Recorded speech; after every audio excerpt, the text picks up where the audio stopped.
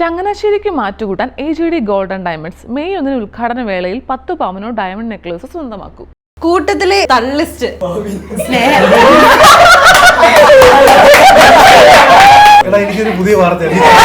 തള്ളിസ്റ്റ് എന്ന് കേട്ടപ്പോഴേ ഭവിൻ ഇങ്ങനെ നിങ്ങളെ എന്റർടൈൻ ചെയ്യുവാനായിട്ട് ഞങ്ങൾ തള്ളുന്നു. അതല്ലേ ഭവിൻ? കൂട്ടത്തിൽ ബഹിരാകാശ യാത്ര പോകുന്ന ആള്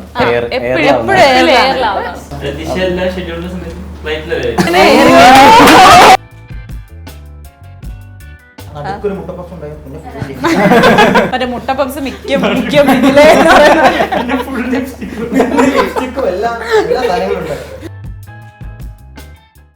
കാറ്റാടി തണലും തണലത്തരമതിലും മതിലില്ല മനസ്സുകളുടെ പ്രണയക്കുളിരും മാറ്റുള്ളൊരു പെണ്ണും മറയത്തൊരു കണ്ണും കളിയൂഞ്ഞാലാടും നേടനാഴീര കൂട്ടത്തിലെ തന്ത വൈബാക്കാണ് ശ്രീരാഗ്. കൂട്ടത്തിലെ വായി നോക്കി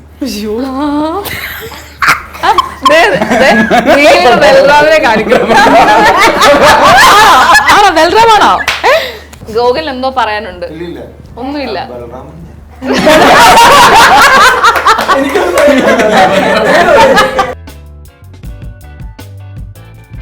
ഈ കുട്ടികളെല്ലാം മുമ്പ് പല ഷോകളിലും വന്നിട്ടുള്ളവരാണ്, അങ്ങനെയൊക്കെ പറഞ്ഞ് കുറെ വിമർശനങ്ങൾ കമന്റ്സ് വന്നിട്ടുണ്ടായിരുന്നു. ഇത് ആദ്യമായിട്ടൊന്നും അല്ല. ഇപ്പൊ നന്ദ ഇതിനു മുമ്പ് ഒരു റിയാലിറ്റി ഷോയിൽ പങ്കെടുക്കുന്നത് ഞാൻ ഉള്ള ഷോയിൽ തന്നെയാണ്. നന്ദ എന്റെ അമ്മയ്ക്ക് അറിഞ്ഞൂടാ. നന്ദ ആ സമയത്ത് ഭയങ്കര പോപ്പുലർ ആയിരുന്ന ഒരു കണ്ടസ്റ്റന്റ്. എന്റെ അമ്മയെ പോലെയുള്ള ലക്ഷക്കണക്കിന് വീട്ടമ്മമാർക്ക് അറിഞ്ഞൂടാ. എന്റെ ഇതിനു മുമ്പുള്ള ഷോയിൽ വന്നിട്ടുള്ളവരുണ്ടായിരിക്കാം ഇത്തരം ആരോപണങ്ങളോ. പക്ഷെ ഇവരൊക്കെ തന്നെയും ഈ 5000 പേരുടെ കൂട്ടത്തിൽ നിന്ന് ക്യൂവിൽ നിന്ന് വെയിൽ കൊണ്ട് വന്ന ആൾക്കാരാണ്. പങ്കെടുത്തവർക്കും പങ്കെടുക്കാത്തവർക്കും കിട്ടി. അപ്പം അവിടെ നമ്മൾ നോക്കിയത് കഴിവ് മാത്രമാണ്. കോമഡി ടൈം എന്ന് പറയുന്നത് ഒന്ന് സൂര്യ TV നമ്പർ 1 ആക്കിയത് ആ ഷോ ആയിരുന്നു. കോമഡി ടൈമിന്റെ ആദ്യത്തെ ആങ്കർ ജയസൂര്യ ഇപ്പൊ തുടങ്ങിയത് സാറിന്റെ ഒപ്പമായിരുന്നു. അന്ന് അവിടെ കുഞ്ചാക്കോ ബോബനെയൊക്കെ സ്റ്റേജിൽ കാണിക്കുന്ന ഒരു പയ്യനാണ്. ഒളിച്ചെടുക്കും, അങ്ങോട്ട് ഓടുന്നു ഇങ്ങോട്ട് ഓടുന്നു. അപ്പൊ ഇവനെടുക്കാൻ ആരോ പറഞ്ഞു ഇങ്ങനെ സൂര്യ TV ഒരാൾ കാണാൻ വന്നിട്ടുണ്ട്. പ്യൂമൺ ഓടി വന്ന് എന്നെ പരിചയപ്പെട്ടു. അപ്പൊ ഇവൻ ആങ്കറിംഗ് ആണ് സ്വപ്നം. പിറ്റേ ദിവസം രാവിലെ ഞാൻ വരുമ്പോൾ രാവിലെ വന്നിരിപ്പുണ്ട്. ജയന്റെ കയ്യില് ഒരു 4-5 പേപ്പർ ഉണ്ടാവും. എന്നിട്ട് ഇങ്ങനെ കുരുകുരുകുരുകുരാന്ന് എഴുതിയിട്ടുണ്ടാവും. അവന് മാത്രമേ വായിക്കാൻ പറ്റൂ.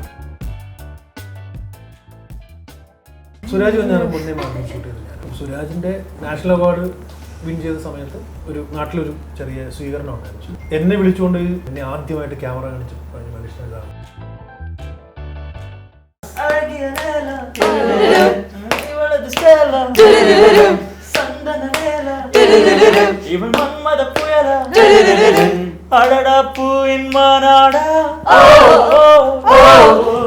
அழகுக்கு இவள் தான் தாய் நாடா.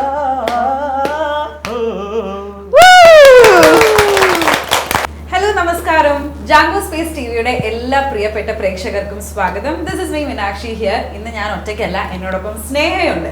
അപ്പോൾ സാധാരണ ഞാനും സ്നേഹയും നമ്മുടെ സ്റ്റാർ സിംഗറിലെ കോntestants-ന്റെ ഇൻഡിവിജ്വൽ ഇന്റർവ്യൂസ് ഒരുപാട് എടുത്തിട്ടുണ്ട്. പക്ഷേ ഇന്ന് ഞങ്ങൾ ഓർത്തു എല്ലാവരെയും, അതായത് അതിനകത്തെ 8 contestants-നെ നിങ്ങൾക്ക് മുന്നിലേക്ക് ഒരുമിച്ച് കൊണ്ടുവരാം. And also apart from that ഒരു സർപ്രൈസ് എലമെന്റ് കൂടി ഞങ്ങൾ നിങ്ങൾക്കായി വെച്ചിട്ടുണ്ട്. അതായത് നമ്മുടെ ഈ സീസണിലെ സ്റ്റാർ സിംഗർ സീസൺ 9-ലെ പില്ലർ ഓഫ് സപ്പോർട്ട്, അല്ലെങ്കിൽ ഒരു സ്ട്രോങ് പില്ലർ എന്ന് പറയാം, അല്ലെങ്കിൽ ഒരു ക്യാപ്റ്റൻ ഓഫ് ദ ഷിപ്പ് എന്ന് വേണമെങ്കിൽ നമുക്ക് പറയാം. നമ്മുടെ എല്ലാവരുടെയും പ്രിയപ്പെട്ട ഷോ പ്രൊഡ്യൂസർ ആയിട്ടുള്ള സർഗോ സാറും ഉണ്ട് നമ്മളോടൊപ്പം. ഒരു കൈ കൊടുക്കും കുട്ടികളെ. അപ്പോൾ sir, first of all thank you so much. കാരണം ഞാൻ ഈ പിള്ളേരേക്ക് കുറേ കാലത്തിന് ശേഷമാണ് കാണുന്നത്. നമ്മൾ ഇടയ്ക്കിടയ്ക്ക് ഇങ്ങനെ സൂം മീറ്റിങ്ങും ഒക്കെ ആയിട്ട് ഇങ്ങനെ പോകുന്നുണ്ട്. കാരണം ഓരോ മറ്റേ വെക്കേഷനാണെന്ന് പറഞ്ഞാലും പിന്നെ ട്രെയിനിങ്ങും കാര്യങ്ങളൊക്കെ പോകുന്നുണ്ട്. പക്ഷെ എന്നാലും വളരെ അടുത്ത് നേരിട്ട് കാണുന്നത് കുറേ കാലത്തിന് ശേഷമാണ്. അപ്പം അതിന് ഞാൻ ജാങ്കോ സ്പേസിനോടാണ് നന്ദി പറയുന്നത്. ഈ എല്ലാവരും ഒരുമിച്ച് നിന്നിട്ട് പെട്ടെന്നൊന്നും ചെയ്യാനില്ലാതെ വന്നൊരു അവസ്ഥയുണ്ട്. അത് ഏറ്റവും നമ്മളെല്ലാവരും അങ്ങോട്ടും ഇങ്ങോട്ടും രഹസ്യമായി പറയുന്നത് ആദ്യമായിട്ട് ഉറക്കെ പറഞ്ഞ് ചിത്ര ചേച്ചിയാണ്.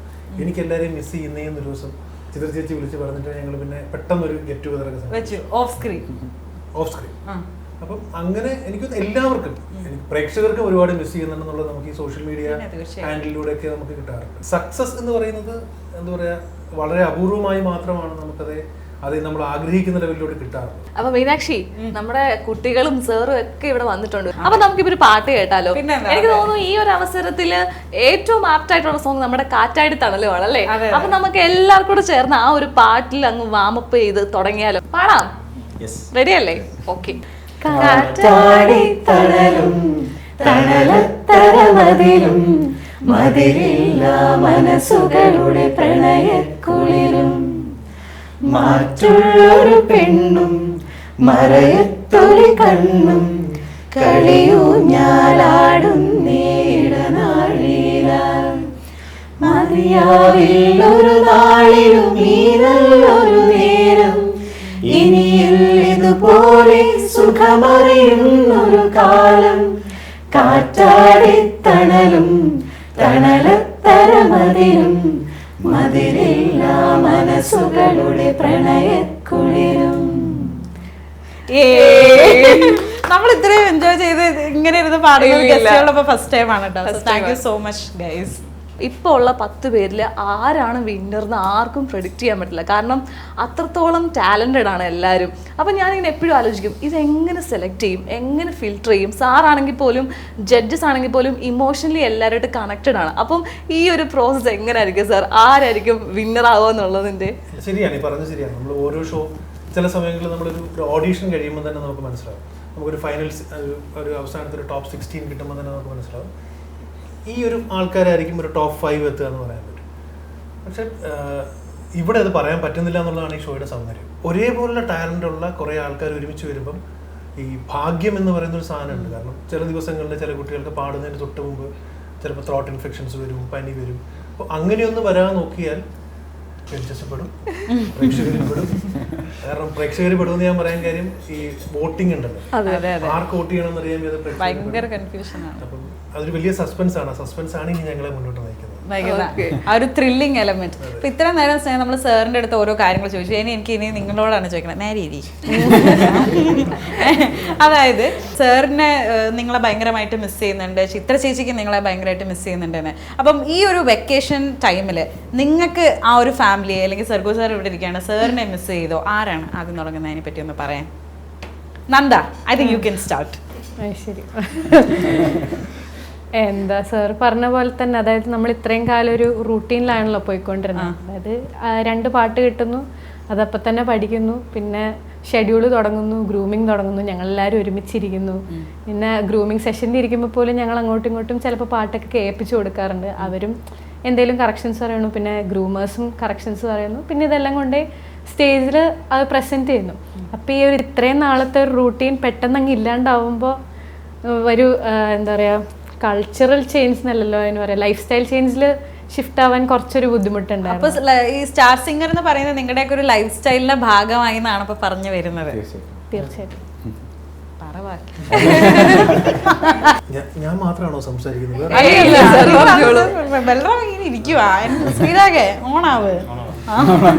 മീനാക്ഷി, എനിക്ക് തോന്നുന്നില്ല ഇവരിങ്ങനെ ഓണാവും. നമുക്കൊരു ഗെയിം സെക്ഷൻ കൊടുത്താൽ. അതെ, നമുക്ക് നമ്മുടെ ഫസ്റ്റ് ഗെയിം റൗണ്ടിലേക്ക് അങ്ങ് പോകാം. സാർ ഇപ്പൊ ഇവിടെ ഞങ്ങളൊരു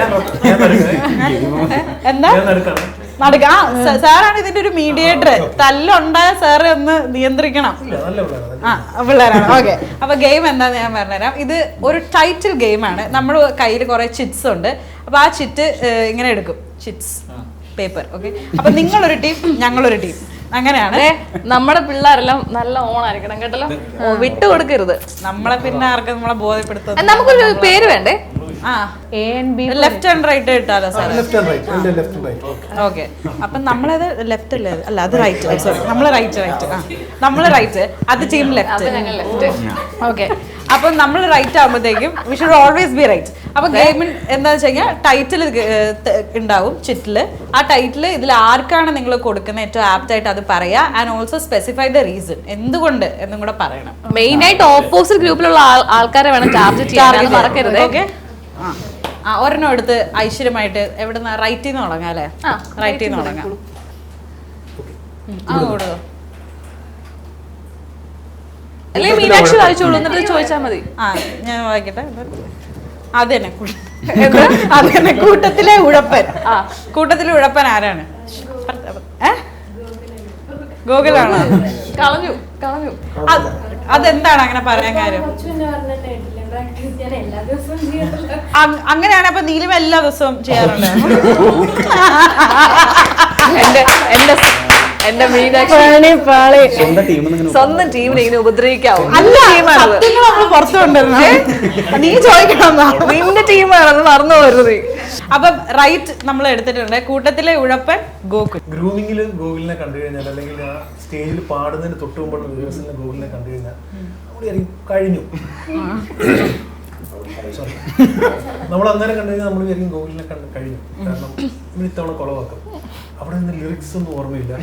മൊത്തം ഇവന്റെ നിപ്പ് കണ്ടു കഴിഞ്ഞാൽ ഇവൻ എന്തിനാ ഇങ്ങോട്ട് വന്നത് നമുക്ക് തോന്നുന്ന രീതിയിലൊക്കെ വന്നതാണ്. അപ്പം നമ്മളവിടെ കൺസോളിന് മുന്നിരിക്കുമ്പോൾ ഞാൻ ആക്ഷൻ പറയുമ്പോൾ ഞാൻ ഇങ്ങനെ അറിയാം, ഇപ്പൊ കഴിയും. ആദ്യത്തെ ലൈൻ കഴിയുമ്പോൾ ഇപ്പൊ തെറ്റിക്കും. ചില സമയങ്ങളിലൊക്കെ അവനങ്ങ് പൊക്കളയും. അവസാനം നിന്നിട്ട് എല്ലാരും കൂടെ ഈ ഗോൾഡൻ സ്റ്റാർ കിട്ടിയെന്ന് പറയുമ്പോൾ നമുക്ക് ആർക്കും വിശ്വസിക്കാൻ പറ്റാത്തൊരു സാധനം. അപ്പൊ ഒരു കൈയടി. മീനാക്ഷി ഉഴപ്പെന്ന് പറഞ്ഞാൽ നമ്മുടെ ചെറുക്കൻ കപ്പടിച്ച കണ്ടില്ലേ? അത് സാരമില്ല, അടുത്ത ഇട്. നമ്മളിപ്പോ കൈയടിപ്പിച്ച് കാണിച്ചു തരാം. അത് നമ്മളല്ലേ എടുക്കണ്ടേ? നിങ്ങൾ തന്നെ. കൂട്ടത്തിലെ ദൂർത്തൻ. സാറിങ്ങനെ നോക്കും എല്ലാവരും. പുതിയ വാർത്തയായിരിക്കും. അതെ, പറയൂ. ദിശ ഓർ ബൽറാം? ബൽറാം ആണോ? എന്നാ പറ. ബൽറാം ഈ ഇട്ടിരിക്കുന്ന ഷർട്ടിന് എത്രയാ? ഈ ഇപ്പോഴത്തെ ഭയങ്കര ട്രെൻഡിങ് ഷർട്ടാ. പൈസക്കാർക്ക് എന്ത് വാങ്ങാലോ. ഒന്ന് കൈവച്ചോളൂ. അടുത്ത ചിട്ടെടുക്കാൻ കുറെ ഓപ്ഷൻസ്. കൂട്ടത്തിലെ ഏറ്റവും വലിയ തള്ളിസ്റ്റ് ആരാണ്? ഞങ്ങളുടെ പിള്ളേരൊക്കെ ഡീസെറ്റാ.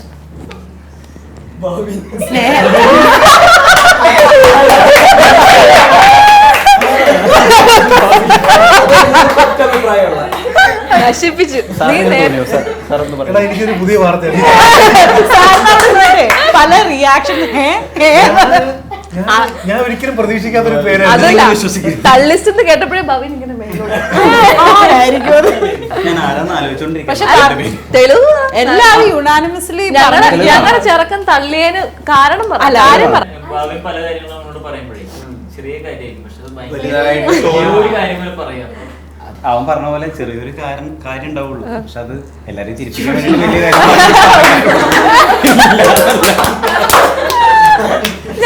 ഇതെല്ലാരും ചിരിക്കാൻ വേണ്ടി അവരെന്നെ കളിയാക്കി ചിരിക്കും. അതെ, ഞങ്ങൾ സമ്മതിക്കും. നിങ്ങളെ എന്റർടൈൻ ചെയ്യാൻ വേണ്ടി ഞങ്ങൾ തള്ളുന്നു. അതല്ലേ ഉള്ളൂ ഭവിൻ. അതെ, സാരല്ലടാ, കരയുണ്ടാവും. എടാ, ആരെങ്കിലും എടുക്കുന്നോ? ജയറാം എന്ന് സാറാണല്ലേ? ആ ആക്ഷൻ ഒന്ന് കാണിച്ചാൽ ട്യൂണ് നമുക്കൊന്ന് ഇട്ട് കൊടുക്കാം.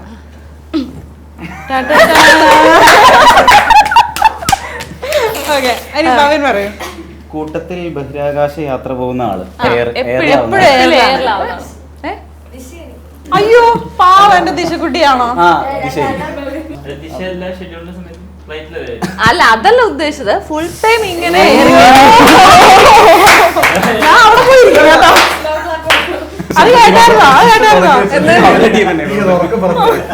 ഇനി ഞങ്ങളല്ലേ ഇവിടെ ബലറാമാണ് എടുക്കുന്നത്. സാറാണ് എടുത്ത് തന്നിരിക്കുന്നത്. കൂട്ടത്തിലെ സുന്ദരി സുന്ദരൻ എന്ന് സ്വയം വിശേഷിപ്പിക്കുന്ന ആൾ. അല്ലെ ഭയങ്കര ബ്യൂട്ടി കോൺഷ്യസ് ആയിട്ടുള്ളത് ആരോ ഒരു 100 മേക്കപ്പ് പ്രോഡക്ട്സ് അല്ലെങ്കിൽ സ്കിൻ കെയർ പ്രോഡക്ട്സ് ആയിട്ട് ഇന്ന് വിടില്ല കേട്ടോ. ആളാണല്ലേ ഇങ്ങനെ ഫുൾ ടൈം കോൺഷ്യസ് ആയിട്ട്.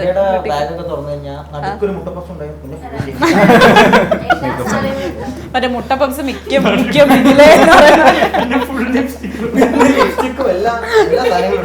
ഇനി ടീം ലെഫ്റ്റ് നിങ്ങളുടെ ചാൻസ് ആണ്. ഇടയ്ക്കിടെ ബാത്റൂം സന്ദർശനം നടത്തുന്ന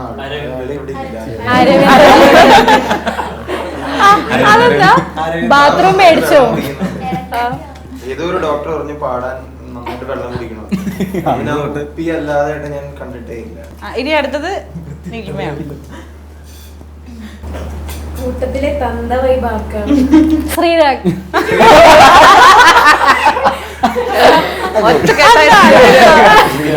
അതെന്താ അങ്ങനെ പറയാൻ കാരണം? ബേസിക്കലി ഉപദേശം എന്ന് പറയാൻ പറ്റില്ല.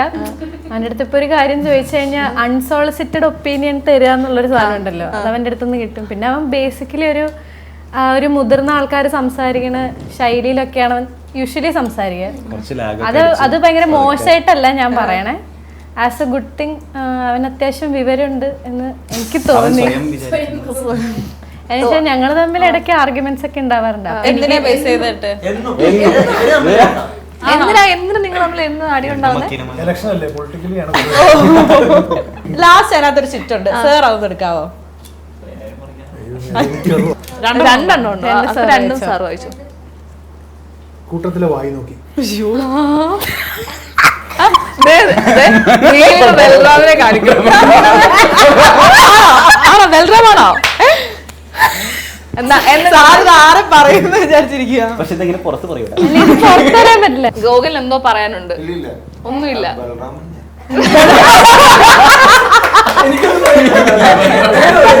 കൂട്ടത്തില് പോകുമ്പോ അങ്ങനെ നമ്മൾ പറയാം, ഞാനും ഉണ്ട്. അരവിന്ദുണ്ട്, അരവിന്ദ് മെയിനാ. അതെന്താ അരവിന്ദ് മെയിനാ. അരവിന്ദ് അവിടെ നിന്ന് തുമ്മി ഇപ്പൊ ചത്തു. ഗ്രൂപ്പിലുണ്ട്. രാവിലെ എണീറ്റ് ഭയങ്കര കോൾഡ് ആവും. സാറേ ലാസ്റ്റ് ചുറ്റ്. കൂട്ടത്തിലെ ഡ്രാമ ക്വീൻ അല്ലെങ്കിൽ കിങ് ആരാ? സൈഡ് കാര്യം വരികയാണ്. അനുശ്രീ പറ. ഭാവി. ഭാവി. നീ എവറോളിംഗ് ട്രോഫി വാങ്ങിച്ചോണ്ട് പോവോ? എന്താ ചെയ്യാ, എല്ലാവരും entertain ചെയ്യിക്കാൻ ഞാൻ പറ്റുമോ? ഒന്നും പറയാതിരുന്നാലും അതെന്താ കാര്യം എന്താ? കാര്യം എന്താ? ഇത്ര നേരമായിട്ട് കിട്ടിക്കൊണ്ടിരിക്കുന്നു. അപ്പൊ ഞങ്ങളുടെ ഭാവിൻ ജയിച്ചിരിക്കുകയാണ്. എവറോളിംഗ് ട്രോഫി ഉൾപ്പെടെ എല്ലാം കൊണ്ടുപോയി. നമ്മള് നമ്മുടെ സ്റ്റാർസിംഗ് തുടങ്ങിയ സമയത്തെ ഒരുപാട് വിമർശനങ്ങളും കമന്റ്സ് ഒക്കെ വന്നിട്ടുണ്ടായിരുന്നു. അതായത് ഈ കുട്ടികളെല്ലാം മുമ്പ് പല ഷോകളിലും വന്നിട്ടുള്ളവരാണ്, ഫ്രഷേഴ്സ് ഇല്ല, അങ്ങനെയൊക്കെ പറഞ്ഞ് കുറേ വിമർശനങ്ങളും കമന്റ്സ് വന്നിട്ടുണ്ടായിരുന്നു. അപ്പൊ പക്ഷേ എനിക്ക് തോന്നുന്നില്ല അങ്ങനെ ഒരു പരിപാടിയിൽ പങ്കെടുത്തവർക്ക്. ഇത് ആദ്യമായിട്ടൊന്നും അല്ല, ഒരു റിയാലിറ്റി ഷോയിൽ പങ്കെടുത്ത കുട്ടികൾ വേറെ റിയാലിറ്റി ഷോയിൽ പങ്കെടുക്കുന്ന ആദ്യമായിട്ടൊന്നും അല്ല. ഇപ്പൊ എനിക്ക് തോന്നുന്നു സോഷ്യൽ മീഡിയ വന്നതുകൊണ്ടാണ് ഇത്രയും ചർച്ച ചെയ്യുന്നത്. കേരളത്തിൽ മറ്റൊരു ചാനലിൽ പങ്കെടുത്ത കുട്ടികൾ ഈ ഏഷ്യാനെറ്റിലുള്ള പ്രേക്ഷകർക്ക് ഏറെക്കുറെ അപരിചിതരാണ്. മനസ്സിലായില്ലേ? ഇപ്പൊ നന്ദ ഇതിനു മുമ്പ് ഒരു റിയാലിറ്റി ഷോയിൽ പങ്കെടുത്തിട്ടുണ്ട്, ഞാൻ ഉള്ള ഷോയിൽ തന്നെയാണ് പങ്കെടുത്തത്. അപ്പം നന്ദ എൻ്റെ അമ്മയ്ക്ക് അറിഞ്ഞൂടാ. നന്ദ ആ സമയത്ത് ഭയങ്കര പോപ്പുലർ ആയിരുന്നൊരു കണ്ടസ്റ്റൻ്റാണ്, നീലിമയാണെങ്കിലും നന്ദയാണെങ്കിലും ഒക്കെ. അപ്പം ഇവരെ ഒന്നും എൻ്റെ അമ്മയ്ക്ക് അറിഞ്ഞൂടാ. എൻ്റെ അമ്മയ്ക്ക് അറിഞ്ഞൂടെന്ന് വെച്ചാൽ എൻ്റെ അമ്മയെ പോലെയുള്ള ലക്ഷക്കണക്കിന് വീട്ടമ്മമാർക്ക് അറിഞ്ഞൂടാ. അപ്പം അവർക്ക് ഇവരൊക്കെ പുതിയ ആൾക്കാരാണ്. പിന്നെ നമ്മൾ ഒരിക്കൽ പോലും ഇപ്പം നന്ദ ആയിക്കോട്ടെ, ഇപ്പം എനിക്ക് നീലിമ ആയിക്കോട്ടെ, അങ്ങനെ കുറേ ആൾക്കാർ എനിക്ക് എൻ്റെ ഇതിനു മുമ്പുള്ള ഷോയിൽ വന്നിട്ടുള്ളവരുണ്ടായിരിക്കാം ഇത്തരം ആരോപണങ്ങൾ വന്നു. പക്ഷെ ഇവരൊക്കെ തന്നെയും അവിടെ വന്ന് നിന്ന് ഈ 5000 പേരുടെ കൂട്ടത്തിൽ കൊച്ചിയിലായിരുന്നു ഇവർ പങ്കെടുത്തിരുന്ന ഓഡിഷനിൽ. ഈ 5000 അവരുടെ കൂട്ടത്തിൽ വന്ന് നിന്ന് ക്യൂവിൽ നിന്ന് വെയിൽ കൊണ്ട് വന്ന ആൾക്കാരാണ്. അപ്പം അല്ലാതെ തന്നെ എത്രയോ റിയാലിറ്റി ഷോയിൽ പങ്കെടുത്ത കുട്ടികളെ സെലക്ട് ചെയ്യാതെ പോയിട്ടുണ്ട്. ഇപ്പം എനിക്കറിയാം, ഇതിനകത്തിപ്പം നീ ഇതിനു മുമ്പ് റിയാലിറ്റി ഷോയിൽ പങ്കെടുത്തിട്ടില്ല അല്ലേ? ദിഷ പങ്കെടുത്തിട്ടില്ല, ബൽറാം പങ്കെടുത്തിട്ടില്ല, ഗോകുൽ പങ്കെടുത്തിട്ടില്ല. അപ്പം പങ്കെടുത്തവർക്കും പങ്കെടുക്കാത്തവർക്കും കിട്ടിയിട്ടുണ്ട്. അപ്പം അവിടെ നമ്മൾ നോക്കിയത് കഴിവ് മാത്രമാണ്. കഴിവ് എന്ന് പറയുമ്പം ആ ഒരു ഓഡീഷനിൽ പങ്കെടുത്ത ആ ഒരു പെർട്ടിക്കുലർ സമയത്ത് അവരുടെ പെർഫോമൻസ് അടിസ്ഥാനമാക്കി മാത്രമേ എടുത്തിട്ടുള്ളൂ. പിന്നെ നമ്മൾ അന്ന് വെച്ചിരുന്ന ഒരു ക്രൈറ്റീരിയ എന്ന് വെച്ചാൽ ഇവർ ഇതിനു മുമ്പ് സ്റ്റാർ സിംഗർ പോലെ ഏഷ്യാനെറ്റിൽ പോലുള്ള ഷോയിൽ പങ്കെടുത്തിട്ടുണ്ടോ ഇല്ലയോ എന്ന് മാത്രമാണ് നമ്മൾ അന്ന് ഒരു ക്രൈറ്റീരിയ ആയിട്ട് വെച്ചിരുന്നത്. അപ്പോൾ അതുകൊണ്ട് തന്നെ മറ്റൊരു ചാനലിൽ പങ്കെടുത്ത കുട്ടികൾ അവിടെ വരുന്നതിനകത്ത് നമുക്കന്ന് എതിർപ്പ് പറയാൻ പറ്റുമായിരുന്നു. പിന്നെ സ്വാഭാവികമായിട്ടും എന്താ പറയുക, നമുക്ക് എല്ലായ്പ്പോഴും ഷോ തുടങ്ങുമ്പം ഒരു പുതിയ ഷോയുടെ അനൗൺസ്മെൻറ്റ് വരുമ്പോൾ നമുക്ക് എപ്പോഴും തോന്നുന്നത് പുതിയ കുട്ടികൾ വരട്ടെ എന്ന് തന്നെയാണ് നമ്മൾ വിചാരിക്കുക. കാരണം അതിനു മുമ്പ് വന്ന കുട്ടികൾക്ക് അവസരം കിട്ടിയതാണല്ലോ എന്നൊക്കെ തന്നെയാണ് വിചാരിക്കുക. പക്ഷേ ഏഷ്യാനെറ്റ് പോലെയുള്ള ഒരു ചാനലിൽ സ്റ്റാർ സിംഗർ പോലുള്ള ഒരു ഷോയിൽ പങ്കെടുത്താൽ മാത്രമേ അവരുടെ ഒരു ജേണി പൂർണ്ണമാകൂ എന്ന് വിശ്വസിക്കുന്ന കുട്ടികളുണ്ടെന്നുണ്ടെങ്കിൽ, ഇപ്പോൾ നമ്മൾ ടെന്നീസിൽ പറയാറില്ലേ, എത്രയൊക്കെ ഗ്രാൻഡ് സ്ലാം നേടിയാലും നിങ്ങൾ അംഗീകരിക്കപ്പെടില്ല വിംബിൾഡൺ നേടാതെ എന്ന് പറയാറുണ്ട്. അപ്പോൾ അതുപോലെ തന്നെ ഏഷ്യാനെറ്റിൽ സ്റ്റാർ സിംഗറിൽ പങ്കെടുത്താൽ മാത്രമേ അവർക്കൊരു പോപ്പുലാരിറ്റിയുടെ പൂർണ്ണത കിട്ടൂ എന്ന് വിശ്വസിക്കുന്ന കുട്ടികളുണ്ടെങ്കിൽ അവരെ നമ്മൾ എന്തിനാ നിരാശപ്പെടുത്തുക, പ്രത്യേകിച്ചും കഴിവുള്ള കുട്ടികളെ. എക്സാക്ട്ലി. അതെ, ഒരു റിയാലിറ്റി ഷോസിന്റെ ഒരു എപ്പിറ്റമാണ് സ്റ്റാർ സിംഗർ എന്ന് സംശയമില്ലാതെ നമുക്ക് പറയാവുന്ന കാര്യമാണ്. സാർ അതേപോലെ തന്നെ സാറിന് എന്തെങ്കിലും കാണുമ്പോൾ ചോദിക്കണം എന്ന് വിചാരിച്ച ഒരു കാര്യമാണ് ഇത്. ആക്ച്വലി സാറിൻ്റെ ഒരു എക്സ് ആങ്കർ ആയിട്ടുള്ള ജീവചേട്ടൻ എന്നോട് ചോദിക്കാനായിട്ട് പറഞ്ഞ ഒരു കാര്യം കൂടെയാണ്. ജീവചേട്ടൻ ഞാൻ നല്ല ഫ്രണ്ട്സാണ്. ഞാനിങ്ങനെ പറഞ്ഞു, എനിക്ക് നാളെ സാറ് വരുന്നുണ്ട്, സാറിനെ പറ്റി 2 വാക്ക് എന്ന് പറഞ്ഞപ്പോൾ ജീവചേട്ടൻ പറഞ്ഞതാണ്, മലയാളി പ്രേക്ഷകരുടെ പൾസ് ഇത്രയധികം നന്നായി അറിയാവുന്ന മറ്റൊരു പ്രൊഡ്യൂസർ ഇല്ല. കൊടുക്കണം.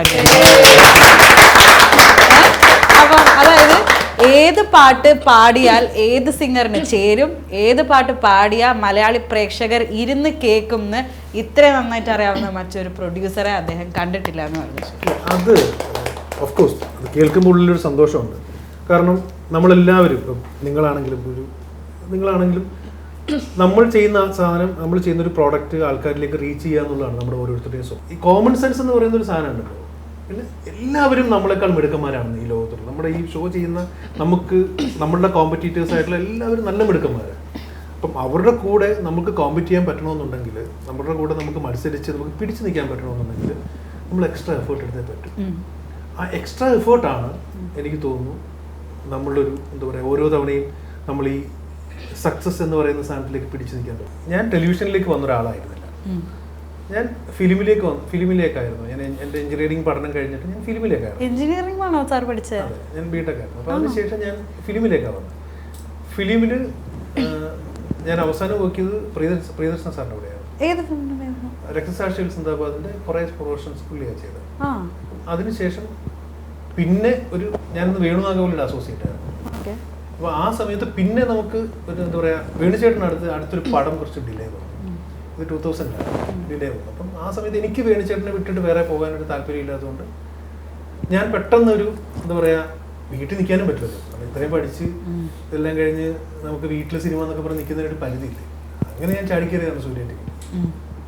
പിന്നെ നമ്മുടെ ഒരു ഭാഗ്യത്തിന് ചെയ്ത കുറേ ഷോസൊക്കെ ഭയങ്കര സക്സസ് ആവുകയും അങ്ങനെ അങ്ങ് കയറി പോവുകയും. ആ ഒരു ഗുലുമാൽ കൾച്ചറൊക്കെ കൊണ്ടുവന്നത് സാറിന്റെ ഒരു ഷോയിലൂടെ ആയിരുന്നു എന്ന് ഞാനിങ്ങനെ കേട്ടിട്ടുണ്ട്. അല്ല, അങ്ങനെ പുതിയ കുറേ സാധനങ്ങൾ ഞാൻ ആ സമയത്ത് വന്നിട്ടുണ്ട്. കോമഡി ടൈം എന്ന് പറയുന്നത് കുട്ടികൾ ചേച്ചതിനെ വെച്ചിട്ട് എനിക്ക് തോന്നുന്നു സൂര്യ TV നമ്പർ 1 ആക്കിയത് ആ ഷോ ആയിരുന്നു. അപ്പോൾ അതിനുശേഷം തരികിട, ഗുലുമാലിലൊരു മുമ്പത്തെ വർഷം തരികിടയായിരുന്നു. അപ്പോൾ തരികിട എന്നുള്ള ഷോ ആ സമയത്ത് ഞാൻ ചെയ്തത്. പിന്നെ അങ്ങനെ കുറേ ടൈപ്പ്. എനിക്ക് തോന്നുന്നു ആ സമയത്ത് ഈ കോമഡി ടൈമിൻ്റെ അകത്തെ ആങ്കർ ജയസൂര്യായിരുന്നു. ജയസൂര്യ ഇപ്പൊ തുടങ്ങിയത് സാറിന്റെ ഒപ്പമായിരുന്നു. ഓക്കെ, എങ്ങനെയായിരുന്നു സാർ അന്നത്തെ ഇന്നത്തെ നടൻ ജയസൂര്യ, അന്നത്തെ ആങ്കർ ജയസൂര്യ നമ്മളൊരു വ്യത്യാസം എന്തെങ്കിലും സാറിന് തോന്നുന്നുണ്ടോ?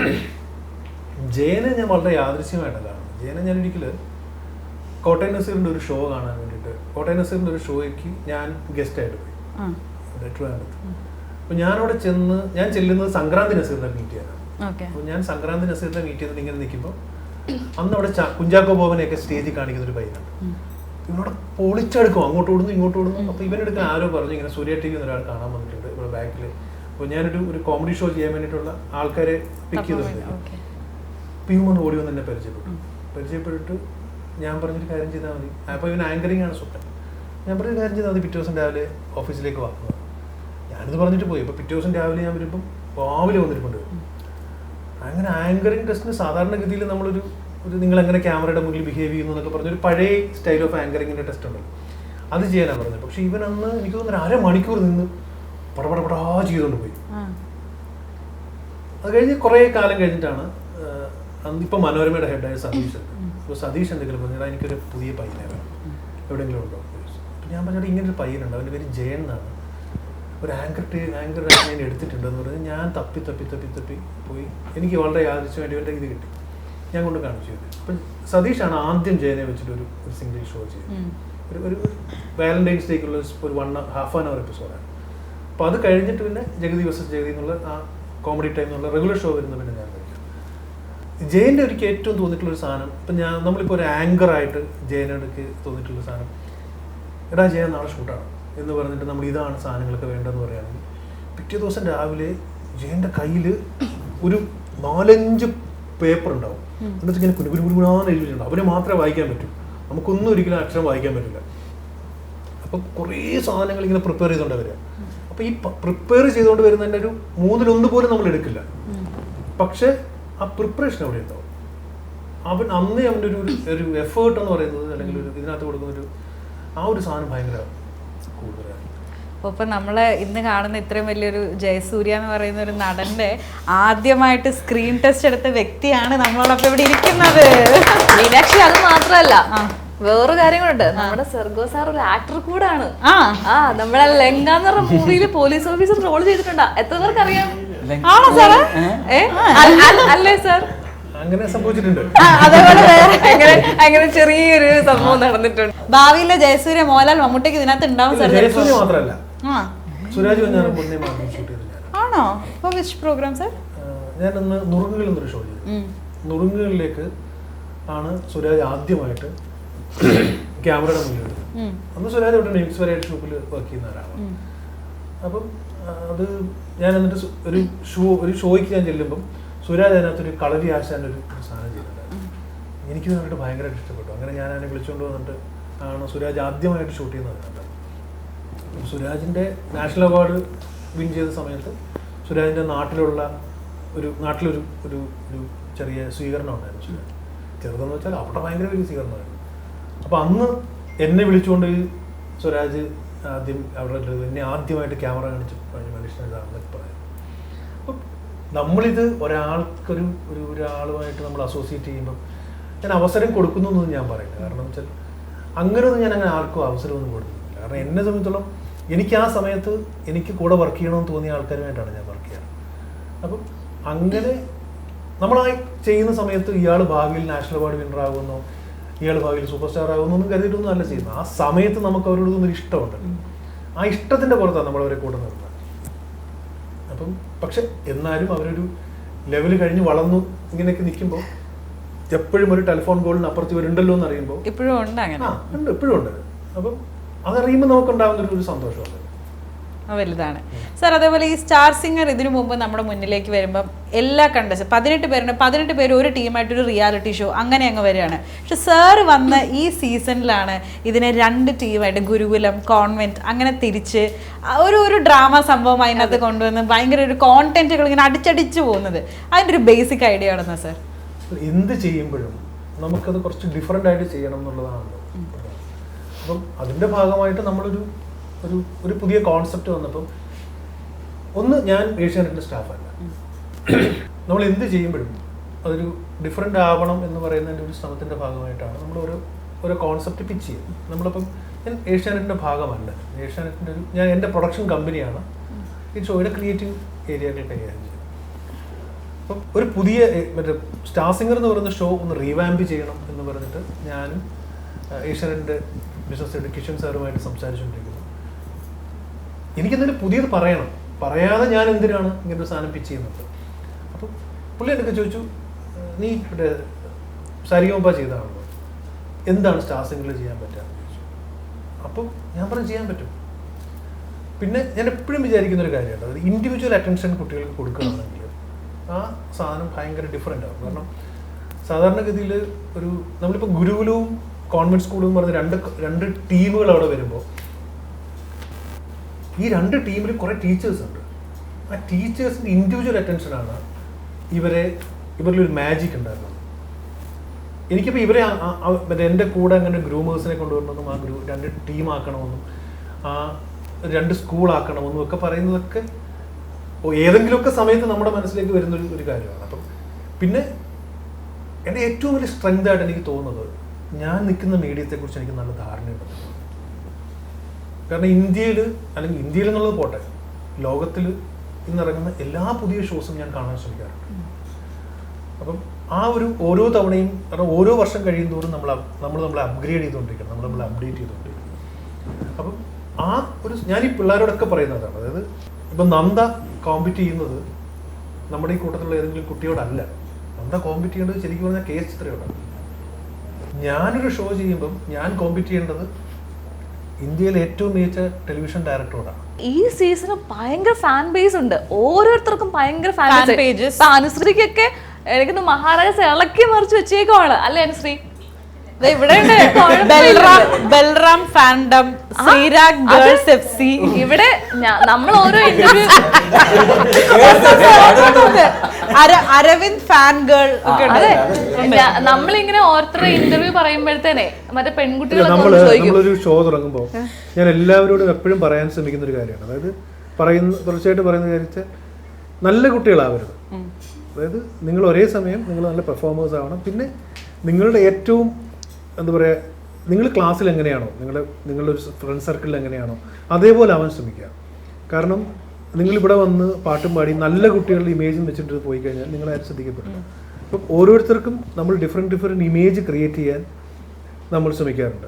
കാരണം ഈ മറ്റേ ഇവൻ്റെ ശ്രീരാഗിൻ്റെ ആണെങ്കിലും ശ്രീരാഗിനെ കുറേ വിധു ട്രോളിയാണ് താരമായത്. പിന്നെ ശ്രീരാഗിന് ഓഫ് കോഴ്സ് ശ്രീരാഗിൻ്റെ പാട്ട്, കാരണം ഈ ട്രോളി കഴിയുമ്പോൾ ഇവൻ്റെ ഒരു എക്സ്പ്രഷൻ ഉണ്ട്, എന്നോട് ഇത് വേണോ എന്ന ഭാവത്തിൽ. ആ ഒരു പാവത്വം ഭയങ്കര ഹിറ്റായി. പിന്നെ അതിനുശേഷം എന്താ പറയുക, ഓഫ് കോഴ്സ് അവൻ്റെ സിംഗിങ്. അപ്പം അങ്ങനെ ഓരോരുത്തർക്കും അങ്ങനെ ഒരു ഇമേജ് എന്താ പറയുക, ഇൻഡിവിജ്വാലിറ്റി എന്ന് പറയുന്ന ഒരു സാധനം ഉണ്ടല്ലോ, അത് ഓരോരുത്തർക്കും സെറ്റ് ആയിട്ടുണ്ട്. പിന്നെ അത് അല്ല, ആ പാട്ട് ഏതായിരുന്നു? ഒരുപാട് ആവേശത്തിൽ ആദ്യത്തെ ഇത് വേണ്ടാന്ന്, ആ പാട്ട് ഏതായിരുന്നു? ആ അഴകും മെഴുകും. ഈ സാധനമൊക്കെയാണ് ഭയങ്കര ഹിറ്റായിട്ട് പോയിട്ടുള്ളത്. ആ രണ്ടുപേരി ഒന്ന് പാടോ. ഇപ്പൊ അഴകിന് പ്രശ്നമൊന്നുമില്ലല്ലോ. ആ രണ്ടുപേര് ചുമ്മാ.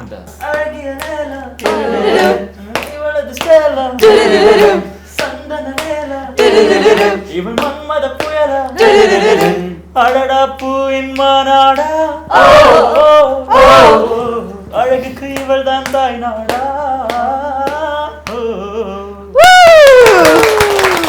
ചങ്ങനാശ്ശേരിക്ക് മാറ്റുകൂട്ടാൻ AGD ഗോൾഡൻ ഡയമണ്ട്സ് മെയ് 1 ഉദ്ഘാടന വേളയിൽ 10 പവനോ ഡയമണ്ട് നെക്ലേസ് സ്വന്തമാക്കും.